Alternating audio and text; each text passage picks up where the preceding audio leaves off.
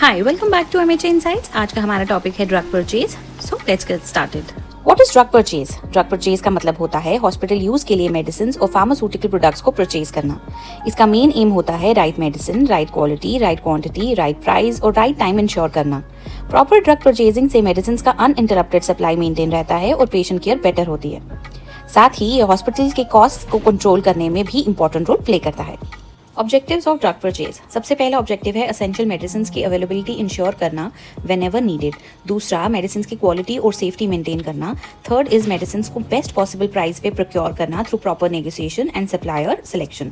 इससे हॉस्पिटल का expenditure control होता है और कॉस्ट इफेक्टिवनेस मेंटेन रहती है। और सबसे इंपॉर्टेंट, स्टॉकआउट्स अवॉइड होते हैं और पेशेंट केयर स्मूथली कंटिन्यू होती है। Sources of drug purchase. Hospital medicine different sources से परचेज की जाती हैं, जैसे ऑथराइज्ड होलसेलर्स, फार्मास्यूटिकल मैन्युफैक्चरर्स और government supply agencies. Hospital medicine को टेंडर सिस्टम्स या ई प्रोक्योरमेंट प्लेटफॉर्म के थ्रू भी प्रोक्योर करते हैं। इमरजेंसी सिचुएशन में रिप्यूटेड रिटेल फार्मेसीज का यूज भी किया जा सकता है और स्पेशल या इंपोर्टेड ड्रग्स के लिए रजिस्टर्ड सपोर्टर्स से प्रोक्योरमेंट की जाती है। Steps in drug purchase. Drug purchasing process में मल्टीपल इंपॉर्टेंट स्टेप्स होते हैं। सबसे पहले मेडिसिन की रिक्वायरमेंट आइडेंटिफाई की जाती है based on stock and consumption. उसके बाद इंटेंट या परचेज रिक्विजिशन प्रिपेयर किया जाता है। फिर रिलायबल सप्लायर्स सेलेक्ट किए जाते हैं और क्वोटेशंस या टेंडर्स इनवाइट किए जाते हैं। नेक्स्ट स्टेप में क्वोटेशंस को क्वालिटी, प्राइस और डिलीवरी कंडीशंस के बेसिस पर इवैल्यूएट किया जाता है। उसके बाद परचेज ऑर्डर प्लेस किया जाता है। मेडिसिन रिसीव होने के बाद इंस्पेक्शन और वेरिफिकेशन की जाती है before storing them and finally supplier को पेमेंट प्रोसेस कंप्लीट किया जाता है।